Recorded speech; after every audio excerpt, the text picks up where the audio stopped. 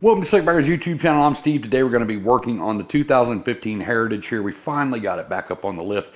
This project started a couple of years ago, and during the pandemic it kind of really got put on the back burner just because parts were starting to get super hard to get, and we needed to get like the handlebars done, the exhaust done, before we could progress on anything else on this build. During that time I got a little bit impatient and I tried a couple of things that kind of backfired on me on this bike. It was a wasted money, and there's a reason why there's not videos on the exhaust and there's not a video on the handlebars that we have on here currently, because those parts just don't fit correctly. I was shooting the videos on doing the braided cables, the handlebars, the new risers, the mirrors, but they don't fit correctly. These taper out to 1.5 inches, and the taper starts way too soon. The master cylinder rides up on that taper and it puts this whole throttle kind of in a bind. Now what kind of stinks about that is that I had to scrap the braided cable part of the video, and that's fine. The braided cables, changing those over is not really hard to do, and there's other videos on YouTube. If we get another build in here, I will absolutely shoot that for you, but as of right now, we're just going to be swapping out these handlebars that don't work for some better handlebars. Inside the box here we have the 16-inch ape hanger curve. Now these are the 2-inch handlebars. Those are huge. The only ones on the market right now that do a 2-inch round handlebar. Now what's cool about the Wings Custom handlebars is you have absolute input on everything about the bars.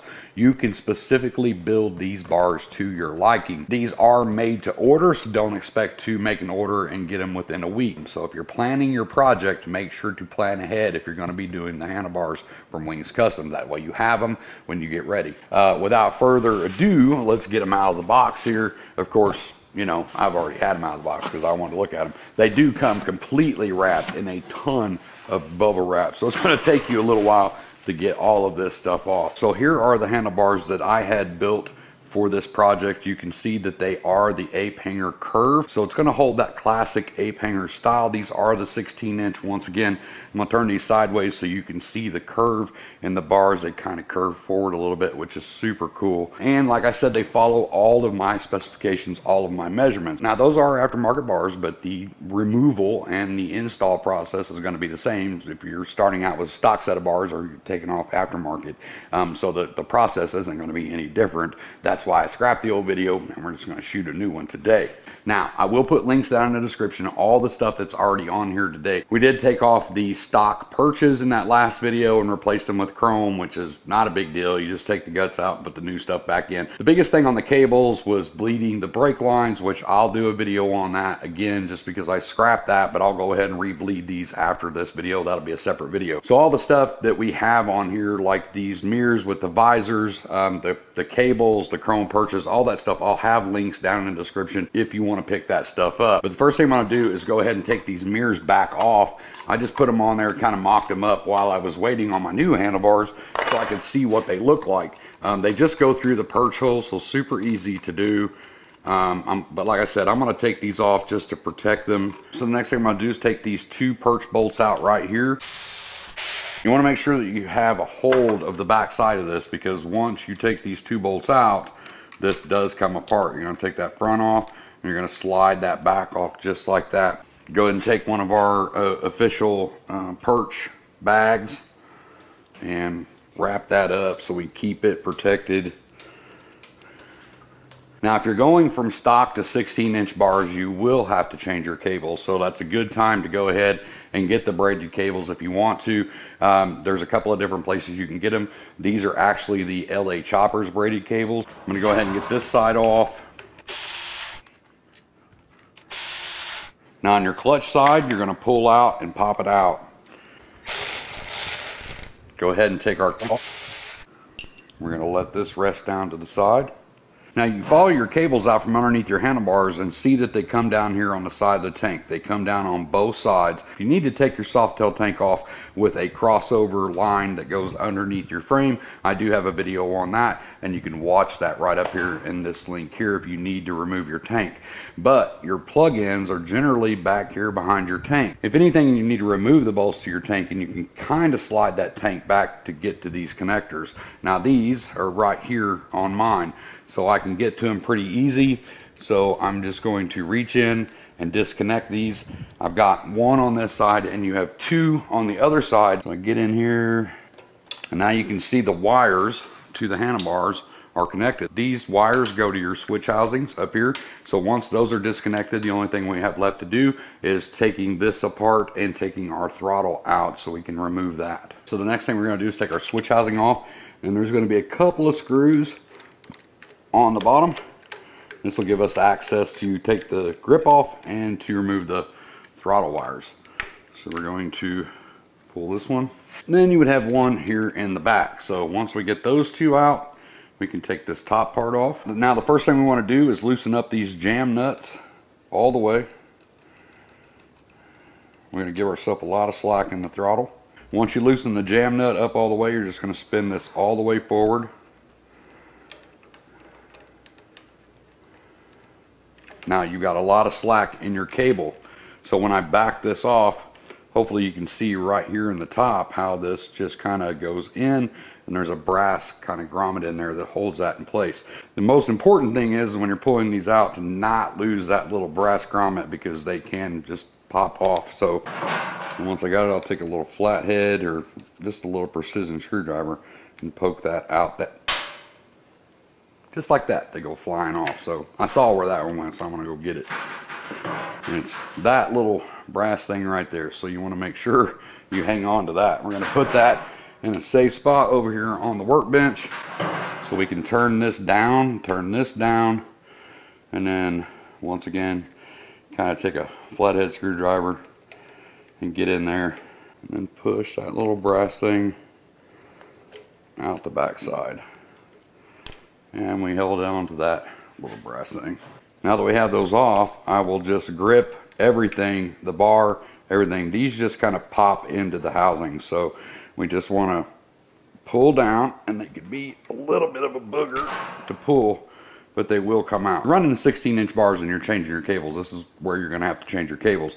Right, we'll do a whole nother video on that in the future, but right now I'm going to mark these because these are already been ran. So I'm just going to mark this one front for the front side, and then of course the rear side.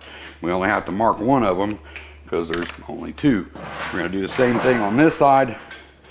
Just going to pull down and wiggle it until that comes out. For right now, because I don't have a video on it, I will link a video down in the description over to JP Cycles, because he has a really good video on swapping out the cables, and that it deals with the clutch cable and everything that goes down the side of your bike. And it's not hard to do, it's just kind of a lengthy process. So trying to fit that into this video it would make a super long video. So I like to get up here by the bars when you're doing it, because you don't want them falling backwards or falling forward. So I kind of just keep my shoulder in it so I can keep it into place. I cover up my tank, but if you have a tank cover, this is a good time to go ahead and get a tank cover put on your bike, just in case something slips or falls. Now, these are clamped down pretty good, so we're just going to have to rock them to get them loose. Just like that. I just realized my microphone wasn't connected to the camera correctly. So basically we're going to take the switch housing off up here, take a couple of screws out, go ahead and pop it down off of the bar. Then to get the wires pulled out, all we're going to do is push down here at the bottom and pull up here at the top. Same whether you're doing stock bars or these. Of course, this wire is going to come out a little bit easier because it's a fatter bar. But with the stock bars, it's still pretty easy. Same concept. Push on the bottom, pull on the top until you get them pulled through. Now once we have that side done, we can go ahead and come over to this side, and we're going to pull this down and get these pulled through just like the other side. Push this in and pull this on this side just like that until we have it out. So pretty easy to do. Even if you're doing it on stock bars, it's going to be the same. So now we got our 2-inch bars, and I wasn't even quite sure if these were going to fit into our workstation here because they're pretty thick, but we've got them on. So now we have to pull the wires back through, and I just use a piece of nylon string and a nut, and you can go ahead and put that into place. Usually just take a little bit of compressed air like this, and I will blow that through and keep blowing that nut until I see it down here at the bottom. I'm going to take my little needle nose and reach in here and grab that string. So we have that blown through now. We're going to turn the handlebars back around so it's like us sitting on the bike, and get our wires ready to make sure we put the right wire on the right side. So once we get this pulled through up here, we're going to take this side, and I use Tessa tape. I'll put a link down. This is stuff that's on Amazon too. It's a automotive industrial cloth tape. Works a lot better than the electric tape, which stretches and can really allow the string to pop out. This stuff doesn't stretch like electric tape does. So I'm just going to take that right there, stagger those connectors, put our string right on the wire, and also around the connectors, just to kind of protect it while you're pulling it through the bars. Because some of the bars, this is pretty round, so that's going to go through pretty easy, but some of the bars that are out there on the market, maybe you're doing this with a different set of Wings custom bars that have a little bit more of a sharp angle to it. That's going to allow that to go through there a lot easier. So we've got this ready.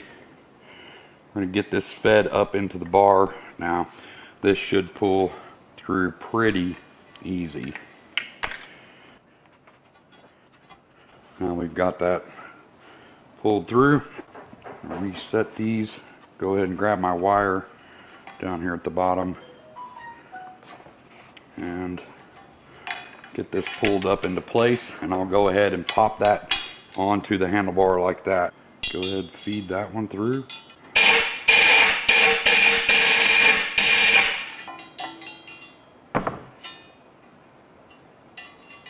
Get our string. Take a new piece of tape. Get our wire ready. Same concept on this side. We're going to push and pull until it comes out the bottom.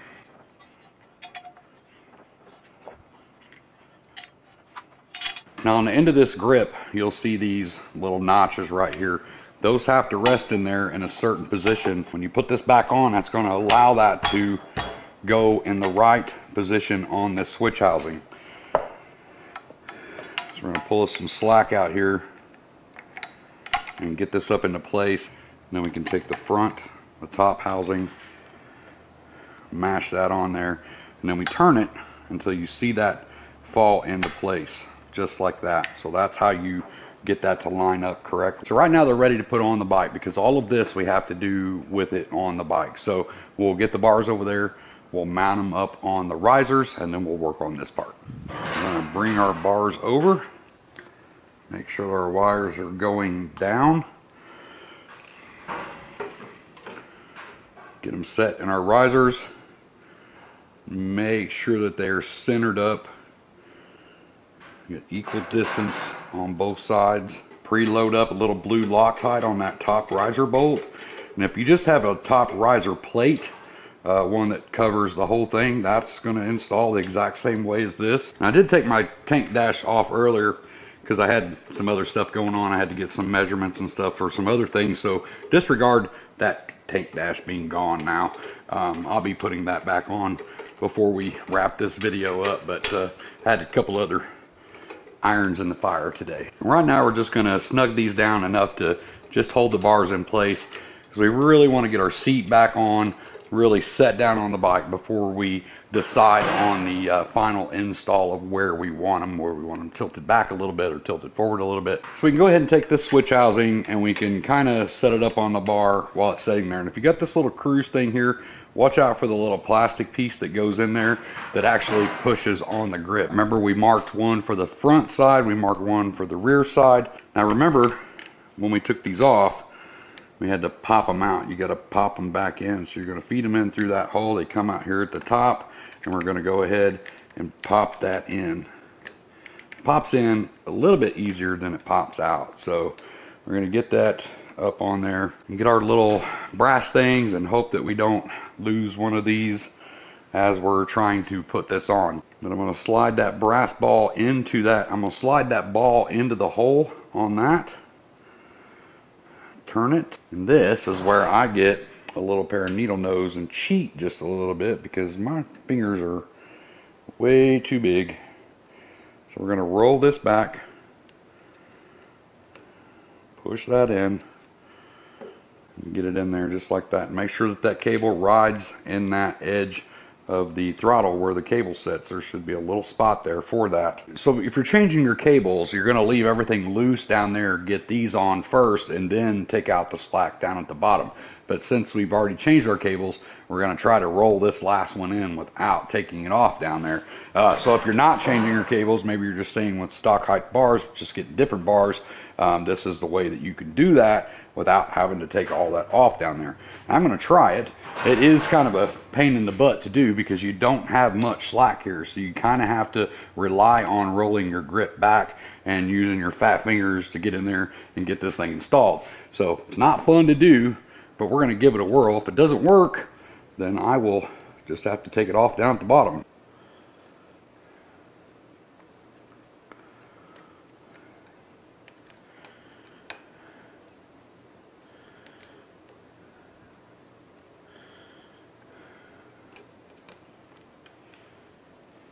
And me having those fat fingers, that's why I use those needle nose. So now we're going to get our switch housing,